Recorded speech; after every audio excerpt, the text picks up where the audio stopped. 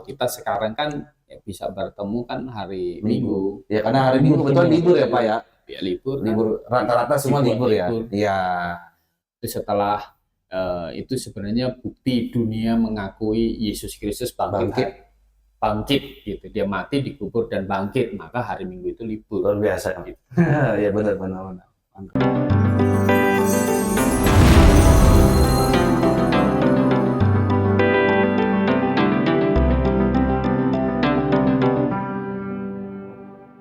Baik, selamat malam saudara. Masih tentang pemahaman arti kata ibadah.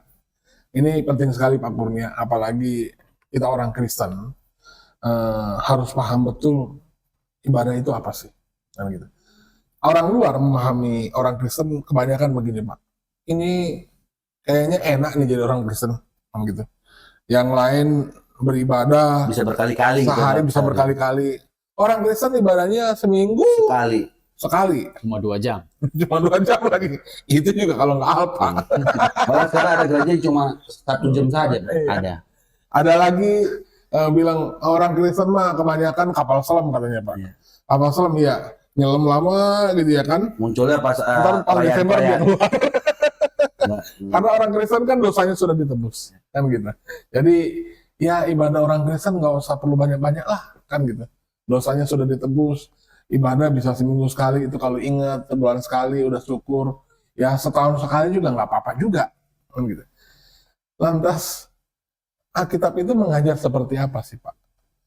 Apakah benar orang Kristen itu ibadah itu cukup seminggu sekali saja? Bagaimana Alkitab menjelaskan pandangan yang seperti ini? Ya.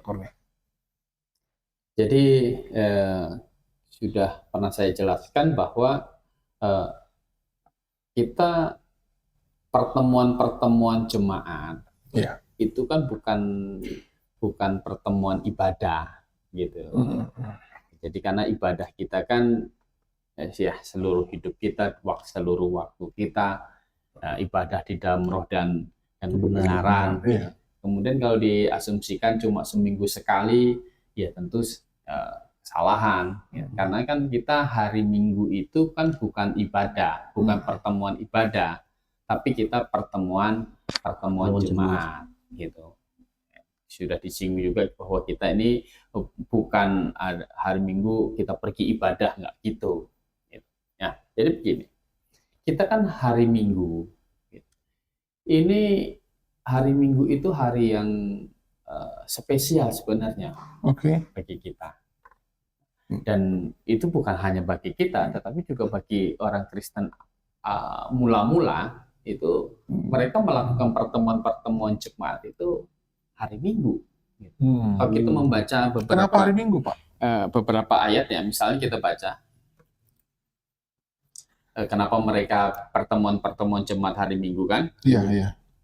Kalau waktu Tuhan Yesus bangkit menampakkan diri kepada Thomas, itu kan hari Minggu tuh. Iya. Hari pertama. Waktu hari pertama Minggu itu Thomas nggak datang, kemudian berikutnya baru Thomas ada. Nah, kelihatan dari pertemuan-pertemuan jemaat itu mulai spesial jadi hari Minggu, dan nanti Yesus Kristus bangkit hari Minggu. Nah, jadi pertemuan-pertemuan jemaat akhirnya terbentuk jadi tiap-tiap minggu terus gitu. Kayak ada kebiasaan yang seperti mengingat gitu ya Pak. Coba kita lihat beberapa ayat Kisah Rasul pasal 20, ayat 7. Pada hari pertama dalam minggu itu, ketika kami berkumpul untuk memecah-pecah roti, Paulus berbicara dengan saudara-saudara di situ karena ia bermaksud untuk berangkat pada keesokan harinya. Pembicaraan itu berlangsung sampai tengah malam. Ya, jadi pertemuan diceritakan di sini pada hari pertama Minggu itu hari Minggu, gitu. Iya, bukan Senin ya Pak. Senin. Karena mungkin konsep khusus bangsa kita kan hari pertamanya Senin. Gitu. Ini perlu jelas juga ini. Hari pertama kerja kali Pak.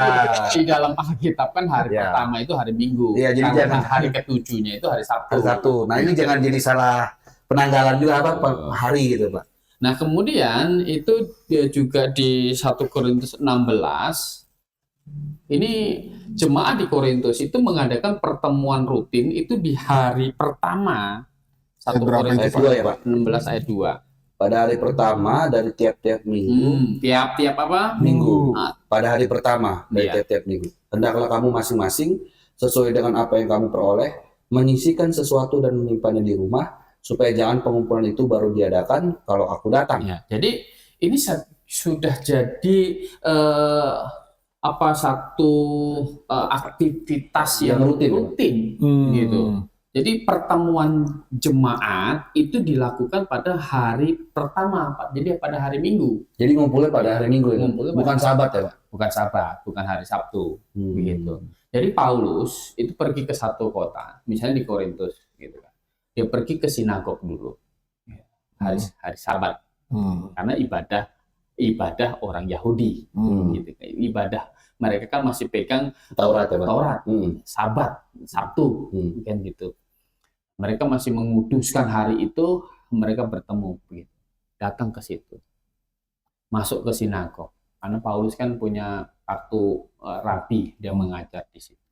Dan dia membuktikan dari kitab suci Perjanjian Lama bahwa Yesus itu adalah Mesias, Yesus itu adalah Allah yang datang menyelamatkan untuk dosa-dosa manusia, kan gitu. Nah, kemudian orang yang menjadi percaya akhirnya keluar dari sinagog Dari itu. sinagog, dari perkumpulan di situ. Percaya kepada Yesus Kristus, berarti tanda mereka percaya, mereka memberi diri dibaptis, ya kan? Memberi diri dibaptis, nah mereka menjadi kesatuan tubuh Kristus. Nah, mereka jadi jemaat. Nah, untuk membedakan bahwa pertemuan mereka itu bukan pertemuan Sabat ya Pak? Yudaisme, gitu kan? Mereka ambil hari Mereka ambil Hari Minggu. hari pertama. Hari pertama. Gitu. Dan hari pertama itu adalah hari Minggu. Yesus Hari Yesus bangkit, begitu. Nah, jadi orang Kristen awal akhirnya melakukan pertemuan-pertemuan jemaat Secara itu rutin. rutinnya itu adalah hari Minggu, gitu. Itu bukan itu hari kudus, tidak begitu, gitu. Nah, ini juga Hari mesti itu clear, juga Pak. bukan hari kudus, gitu. Tetapi spesial hari Minggu adalah hari Yesus Kristus itu bangkit. Berarti maksudnya mau mengingat lagi gitu ya Pak? Ada pikiran ke situ, gitu. berarti ada konektivitas antara kebiasaan jemaat mula-mula di mana mereka melakukan acara pertemuan jemaat dalam rangka mengenang kebangkitan Yesus Ya. Kristus. Sekaligus untuk menjadi pembeda yang jelas pada jemaat mula-mula dengan orang Yudaisme. Ingat bahwa gereja mula-mula itu semuanya itu dimulai dari orang Yahudi yang menjadi percaya kepada Kristus. Gitu. Jadi mereka mengidentifikasikan diri mereka ini setelah bertobat dan percaya Yesus, mereka itu bukan Yudaisme lagi. Makanya datang hari Minggu. Mereka datang hari Minggu. Nah tapi Pak, tadi kan Bapak juga bilang bukan berarti katanya hari Minggu itu menjadi kudus gitu Pak. Artinya kalau begitu kan kalau memang pada zaman itu Bapak juga tadi katakan untuk menjadi pembeda salah satunya terhadap orang non Yahudi dengan orang Yahudi dan termasuk orang Yahudi yang sudah percaya dengan yang belum gitu ya Pak. Nah bagaimana kalau gitu dengan kehidupan kekristenan saat ini? Berarti tidak harus hari Minggu juga dong Pak maksudnya? Boleh berarti berlakukan pertemuan jemaat atau kebaktian pada hari lain gitu ya Pak? Boleh saja, tergantung kan kesepakatan dari jemaat lokal tersebut. Karena tidak lagi terikat oleh tempat, ruang, dan waktu. Betul, kan menyembah Tuhan di dalam roh dan kebenaran, ya kan? Termasuk sebenarnya pertemuan jemaat itu adalah kita yang menentukan dengan jemaat. Gitu ya Pak. Kalau misalkan kita sepakat nih jemaat, oke deh kita bikin acara pertemuan jemaat setiap hari Kamis jam 1 malam, boleh ya Pak? Boleh saja. Maksudnya gitu loh, boleh ya. Saya bikin agak ekstrim supaya bisa jadi batas jelas gitu loh. Ya. Oh gitu ya Pak. Asal disepakatin. Asal sepakat ya Pak. Cuma kan kalau udah sepakat datang dong. Iya. Gitu sepakat. Tapi kelihatannya Pak kalau kayak begitu zaman dulu ketika memang zaman Kristen mula-mula pun yang ketika mereka banyak dibantai kemungkinan besar yang seperti Pak Niko bilang jam tertentu itu bisa jadi juga terjadi itu ya Pak ya. Begini kan tetap mereka kan ada pekerjaan juga. Iya. Jadi kesepakatan itu adalah bagaimana bisa bertemu semuanya, kan begitu. Kalau bisa bertemu ya, kalau kita sekarang kan ya bisa bertemu kan hari Minggu. Ya karena hari Minggu betul libur ya Pak ya. Ya libur. Libur rata-rata semua libur ya. Iya.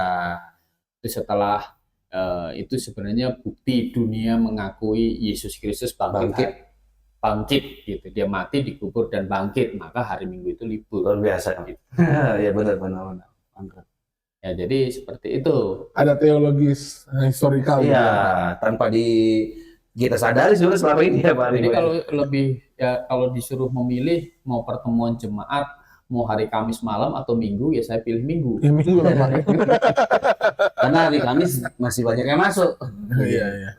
Jadi pilih Minggu, bukan karena hari itu kudus, gitu. Ya. Sehingga ada pikiran salah. Oh, hari kita pergi ke gereja, gitu kan, itu tempat dosa-dosa kita dihapus Di hari itu. Berarti kalau dari gereja nanti satu minggu lagi, minggu lagi kita bikin dosa dihapus di hari Minggu, enggak gitu. Waduh. Berarti bersyukur orang yang matinya di dalam gereja. jadi tidak ada lagi sebenarnya hari kudus. Apalagi tempat kudus gitu ya Pak. Tempat kudus tidak ada. Ya, tanah kudus, tanah suci ya kan juga tidak ada. Nah, bagaimana dengan istilah juga Pak sedikit Holy Land gitu. Nah, itu gimana itu Pak? Holy Land. Iya. Ya, biar banyak orang pergi ziarah ke itu pariwisata, marketing di sana Pak. Holy Land di Indonesia juga ada, itu kudus. Dan saya dalam kesadaran sekali lagi Pak, ini memang perlu diperjelas gitu Pak. Berhubung juga dengan ibadah, kata ibadah kan. Berarti termasuk tadi tidak ada juga hari yang kudus, tidak ada juga tempat yang kudus gitu. Termasuk yang tadi kata Holy Land pun itu sebenarnya enggak gitu ya. Betul. Gereja itu beda dengan bait Allah. Kalau bait Allah itu ada ruang kudus, ruang maha kudus, ada pelataran ya Pak. Ada pelataran dibagi-bagi begitu. Jadi kalau di gereja itu tidak ada sekat begitu. Nah, mimbar itu ruang mimbar, ruang kudus, maha kudus, enggak ada begitu lagi. Waktu Yesus disalib saja, itu antara tirai bait Allah yang memisahkan ruang kudus dan maha kudus itu kan sudah terbelah dua, gitu. Ini sebagai simbol apa? Tidak ada lagi begitu. Nah tapi Pak, mungkin juga ya saya tidak tahu juga persisnya apakah benar juga karena ini konsepnya, tapi seringkali juga saya dengar karena mungkin ada suatu lagu yang lagu Kristen tentunya ya, bukan lagu di luar sana, yang katanya lagu Kristen kontemporer yang mempunyai lirik juga kan, ku masuk ruang maha kudus gitu Pak. Jadi seolah-olah masih ada itu Pak, ruang maha kudus itu gitu Pak. Nah ini bagaimana Pak ini? Ya keluarnya kapan gitu? Masuk tapi nggak ada keluarnya gitu. Jadi nggak ada lagi kita. Berarti masuk kepada suatu pertemuan jemaat atau kita bilang berkumpul dalam gereja itu bukan masuk dalam ruang maha kudus gitu? Tidak. Kita kan pertemuan jemaat nyebutnya. Ya. Ini pertemuan jemaat. Ya pertemuan jemaat bisa pindah-pindah tidak? Bisa. Ya bisa. Gitu. Makanya kalau orang Kristen sebenarnya kan perlu nggak izin ibadah? Kan nggak perlu. Setiap hari kan Pak, setiap saat ibadah gimana? Karena kan ibadah kita kan hidup kita. Iya Pak. Bagaimana kita izin ibadah? Gitu. Izin hidup berarti ya Pak. Jadi izin menyanyi, masa menyanyi izin? Kita kan menyanyi memuji Tuhan gitu. Khotbah, membaca Alkitab, masa kita perlu izin? Kan kita tidak perlu izin. Berarti penamaan juga tempat ibadah untuk orang Kristen khususnya, kita tidak bicara yang lain.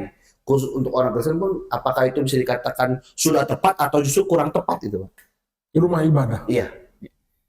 Begini, kalau rumah ibadah berarti kan hanya di situ aja ibadah. Betul. Begitu. Iya benar dong Pak. Berarti kamu di luar itu kan jadi tidak ibadah. Berarti kurang tepat. Konsepnya jadi salah. Gitu. Berarti sebenarnya orang Kristen bisa dikatakan nggak punya tempat ibadah gitu ya? Tempat ibadah ya nggak perlu, karena ibadah kita menyembah di dalam roh dan kebenaran. Ini kayak main blowing banget ini. Kalau pertemuan jemaat itu kan perlu ada kesepakatan di mana. Ya. Tapi ini pemahaman yang begini baru sekali ini sebelum kita paham bahwa maksudnya memang orang Kristen nggak perlu rumah ibadah. Gitu. Terus kayak tadi tidak ada ruang maha kudus lagi. Soal masuk ke gereja itu berarti, di gereja itu tempat kudus gitu Pak. Ya, jadi hari tertentu dan jam tertentu kita sedang ibadah. Nah ini kan semua sepertinya langsung hangus terbakar gitu ya Pak Riko ya. Itu adalah konsekuensi sebenarnya kita menyembah di dalam roh dan kebenaran gitu. Ya kalau menyembah di dalam roh dan kebenaran itu kan tidak terikat lagi tempat gitu. Tidak terikat waktu gitu. Itu tidak terikat arah lagi. Seperti itu. Karena hidup kita kan adalah semuanya ibadah nih. Gitu. 24 jam gitu hidup kita. Gitu. Jadi ya setiap hari lah, setiap waktu lah kita sebenarnya memikirkan perkara-perkara yang di atas bukan di bumi, katanya kan begitu. Itu setiap hari kita membangun satu hidup untuk menjauhi terus dari dosa. Gitu.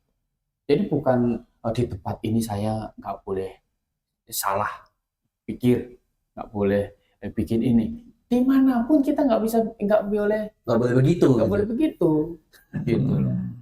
Makanya Pak sebenarnya dengan konsep ini juga apakah bisa dikatakan maka hilanglah juga jabatan imam di dalam perkumpulan orang-orang Kristen gitu ya, betul. Karena itu kan kalau kita lihat itu ada suatu kaitan erat itu Pak terhadap ibadah ritualistik yang jasmania dengan ibadah yang tadi Bapak bilang dalam roh dan kebenaran gitu Pak.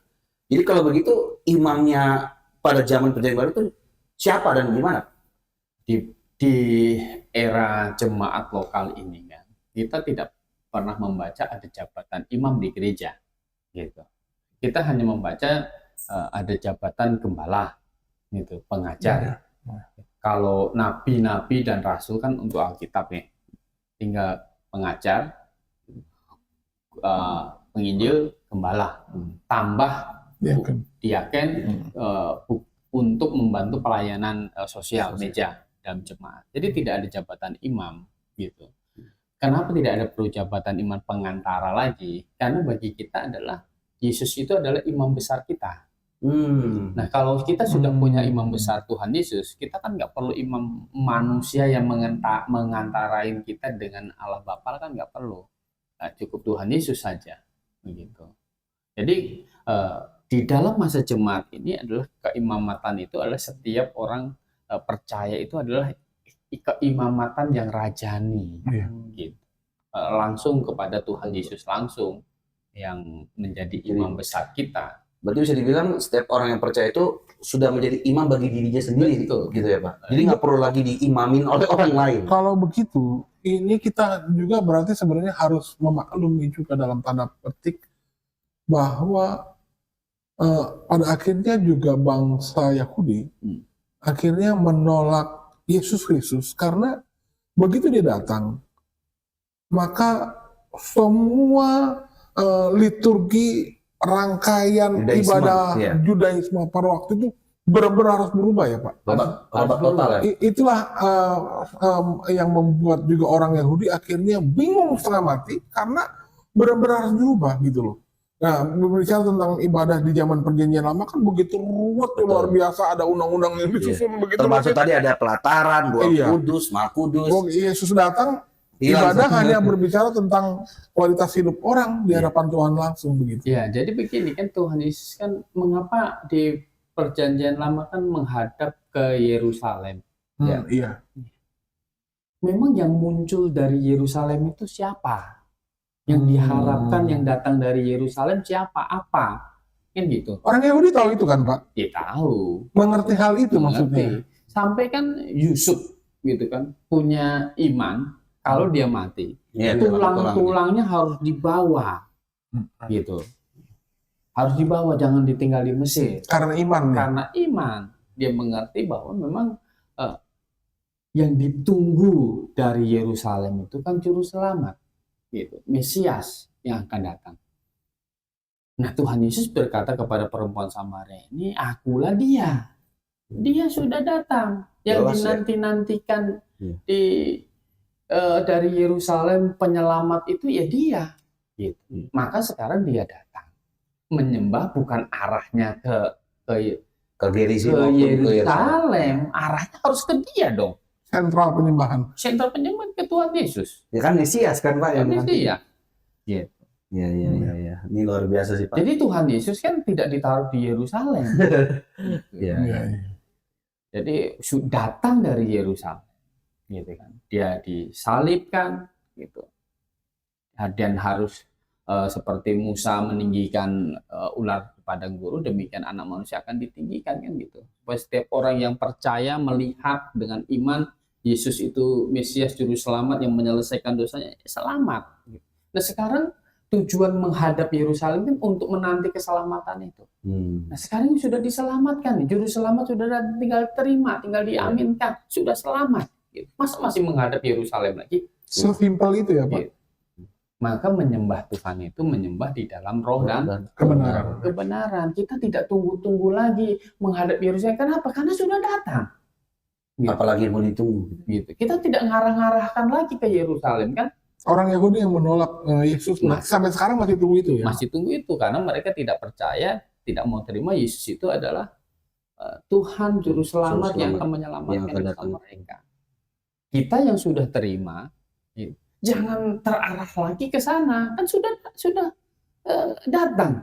Nah itu dia Pak, makanya saya juga lihat banyak fenomena belakangan ini justru faktanya seolah-olah jadi berkiblat lagi ke Israel, bahkan sampai-sampai tidak hanya berkiblat secara fisik arti Yerusalem gitu ya Pak, tetapi juga sampai bahasanya harus pakai bahasa Israel gitu Pak. Kalau mau belajar bahasa Ibrani, bahasa Ibrani, ya. supaya tahu benar-benar Alkitab, silahkan saja gitu. Tetapi nanti tiba-tiba ganti salam Ibrani kan, jadi, nah itu Pak makanya. Jadi kayak nanti bikin susah orang padahal sudah diterjemahkan kan gitu.